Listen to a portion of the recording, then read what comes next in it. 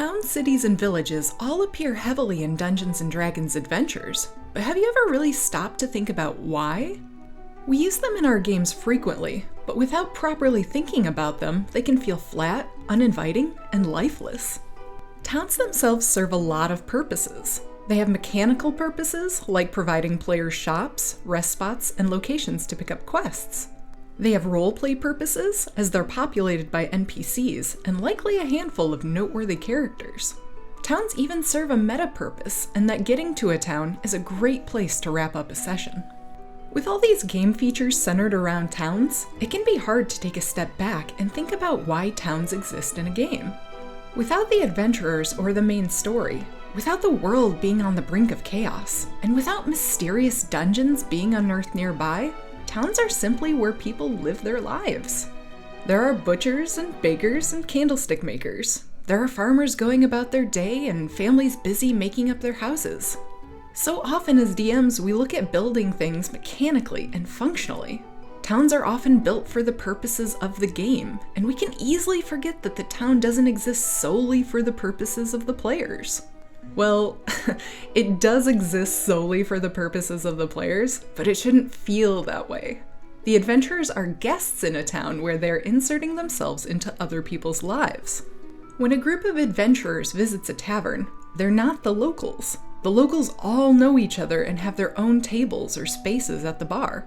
The adventurers may be friendly or good at working their way into a conversation, but at the end of the day, we don't want the experience of the tavern to feel like everyone there was just waiting for the player characters to show up.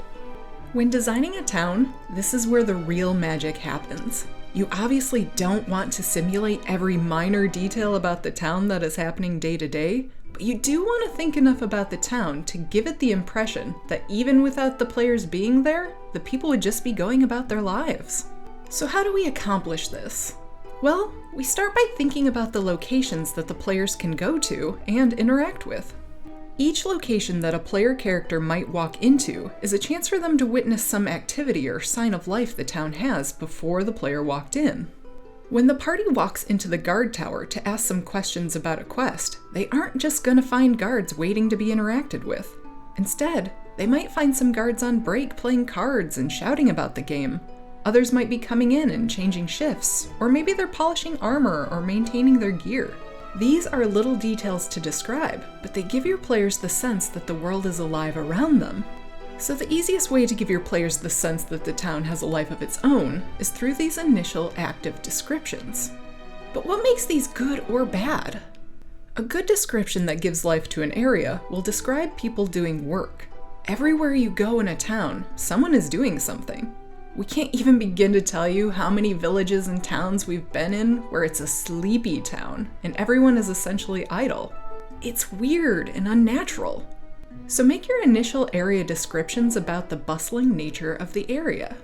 When it comes to dodging bad descriptions, you should avoid describing architecture beyond initial notable styles.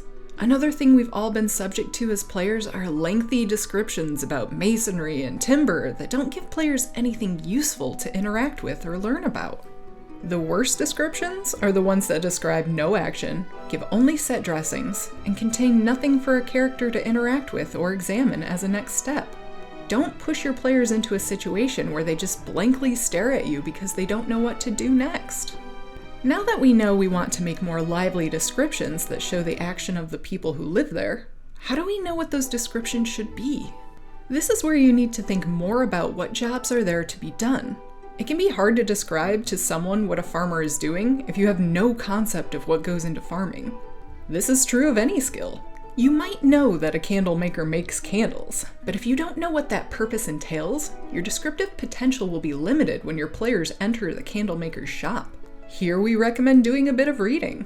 Learn about pre-industrial skills and life a bit. You don't need to go overboard, but if you find you really don't understand how something is done, reading the first paragraph of a Wikipedia article can often give you more than enough knowledge to give a passable description to your players that shows action and life in your town. Alternatively, if you are unprepared during a session, you'll just have to fake it. The easiest way to fake it is to have vague descriptions based on the fact that the characters don't know what the people in town are doing.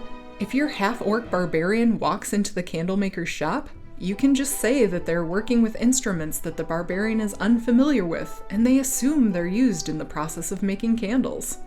This is the lazy way to couch something vague into the perspective of the character. This doesn't always work, as you might have a highly knowledgeable character, or even worse, a player who has a PhD in medieval history. In those rare cases, the fallback description is that people are cleaning. You won't have to use this all the time, as you have tons of easy wins in most shops, homes, offices, and so on. You usually will know something that these town folks should be doing, but if you really can't come up with something, they can be cleaning. There's always something that needs to be cleaned. One of the major downsides to making a town active is that you'll be describing a lot of unnoteworthy NPCs. These NPCs may be background characters, but your players could talk to any one of them. It helps to have a name generator ready, as well as different ways to brush off the adventurers if that NPC is busy, or standard lines on who they should be talking to instead. This doesn't always deflect your players, so just be ready for some improv. So there you have it. You can build better towns in your game with these very simple suggestions. Making the town populated by busy people going about their day may seem like a minor thing, but it gives the world you're playing in so much more life. If you want to see how to make a specific building in a town more lifelike, check out our video on making better taverns. If you want to support the channel, please share it with your friends. Happy DMing!